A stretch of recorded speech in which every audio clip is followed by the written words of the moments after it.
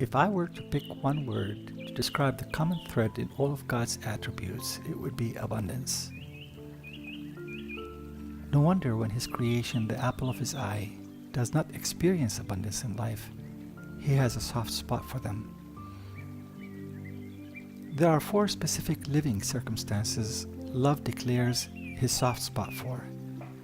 People enduring such circumstances need special care and attention. They are to be remembered, welcomed, protected, and provided for. If you are enduring such circumstances, may this writing be an encouragement to your heart, a personal love letter, and a reminder that God has a soft spot for you. He understands the toll these circumstances have taken on your heart, and that is precisely why He has specific instructions for those around you. If these circumstances don't describe where you are on your journey, yet you have a heart that yearns to honor your Heavenly Father's will, may this writing be informational and inspirational. Love classifies some people in our midst as VIPs, very injured people, and requests of us to be messengers of His abundance. Before listing the four categories, allow me to list the common factors people enduring such circumstances share that move God's heart to compassion. The people involved are innocent, been caused or asked to be in the situation they're in, desperate and defenseless, have limited resources to address their predicament, have explored and exhausted all other means, and they're vulnerable, emotionally taxed, in some cases financially bankrupt. The four living circumstances people endure that love issues an order of provision and protection for are orphans, widows, aliens, people who are grieving. Orphans. Who among us is not moved to action by this need? What love seeks to communicate in this regard is the consistency and frequency of our remembrance. That is not a feel-good act to be done now and then around certain times of the year. Love is seeking advocates, hearts of ownership and adoption that pay attention to more than meeting their physical needs of food, shelter, clothing, and toys. Rather, providing the more vital things orphans need: affirmations, hugs, education, planting seeds of hope about the future in their heart, and unrushed quality time. Although the term is often used to refer to a child that lost both parents, it is also used when a child loses one parent, particularly their mother.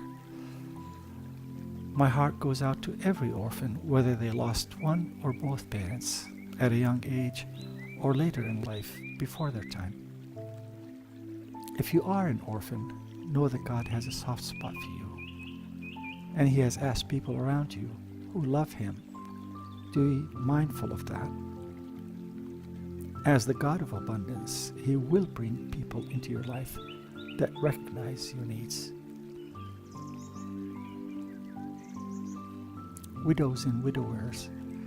If marriage unifies two into one, it stands to reason that widowhood is a process of severing. The more united and the longer they remained as one, the more painful widowhood is across the board, emotionally and often financially as well.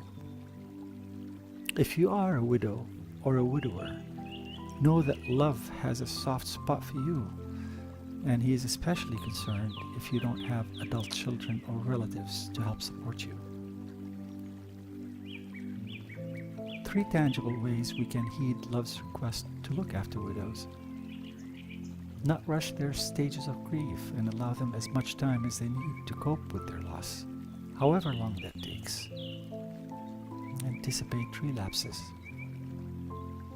Supply them with what we are able to contribute in the areas their spouse would have: financially, emotionally, special occasions, repair projects, home-cooked meals, etc. And continue to invite them to events the same way we did before their loss. aliens. Of all living circumstances, perhaps that is the most sensitive and controversial, yet the least understood. To explore love's point of view on the matter, which doesn't change over time, we have to go back in history to when there were no countries with well-defined borders. It was more about who the majority were and what their cultural norms were. Alien was the word used by a local to refer to a person born elsewhere but ended up seeking temporary or permanent residency locally. Aliens did not own land or residence at their new location. They had different cultures, customs, and traditions. Aliens, foreigners, and strangers were also terms God used to refer to those who lived among His people, but were not aware of Him and may have worshipped idols. In most cases, aliens sought the same thing. They were running away from a place they called home, seeking temporary or permanent residency at another location, totally foreign to them due to living circumstances typically outside their control. They left everything behind and sought asylum, a safe refuge, a place that promises a new hope, typically running away from a life and death scenario. Like what, you may ask? Famine, pestilence, injustice, war, persecution, slavery. For people of faith whose radars are already on alert because the mention of the words alien, foreigner, or stranger makes them cringe, below are two sobering facts about the fathers of faith. By faith, he, Abraham, lived as an alien in the land of promise, as in a land not his own, dwelling in tents with Isaac and Jacob, the heirs with him of the same promise. At this remark, Moses fled and became an alien in the land of Midian, where he became the father of 2 sons. Others who succeeded them, from Jacob to Joseph, lived as aliens as well. Now that we will understand the fathers of the 3 monotheistic faiths, Judaism, Christianity, and Islam, lived as aliens, what did God command His people regarding aliens? Please note command, not request or suggest. To provide them with food and clothing. To not mistreat or oppress them. Allow them to rest 1 day a week. To pay them fairly and timely. To grant them the same rights as the native born. Do not deprive them of justice. Do not mistreat them and treat them as native born, and love them as ourselves. A word for those who believe the preceding were Old Testament commandments intended for keepers of the Sabbath, and the New Testament has nothing to say about aliens. Here's what love had to say. For I was hungry, and you gave me something to eat. I was thirsty, and you gave me something to drink. I was a stranger, read alien, foreigner, and you invited me in. People who are grieving.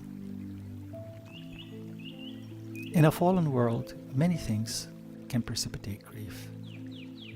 Although orphans, widows, and aliens are clearly identified as living circumstances God has a soft spot for, you can rest assured the same applies when you endure a season of grief. The loss of loved ones, terminal illnesses, financial hardships, marital discord, not finding a suitable mate, conflicts with relatives, feelings of loneliness and stress that become overwhelming. Whatever it is that is robbing you from experiencing God as a God of abundance, know that He has a soft spot for you. He is not the God responsible for all the acts of God your insurance policy refuses to cover.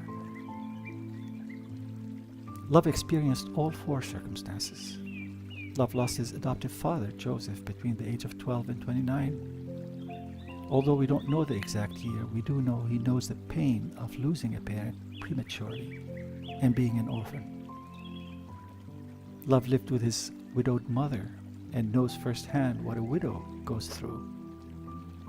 He entrusted her well-being on earth not to a sibling, but to his best friend, John. Although love was born in Bethlehem, he lived as an alien in Egypt as a baby and toddler. Later grew up as a carpenter in Nazareth, and for the last 3 years prior to his crucifixion did not have a home, but traveled around Galilee.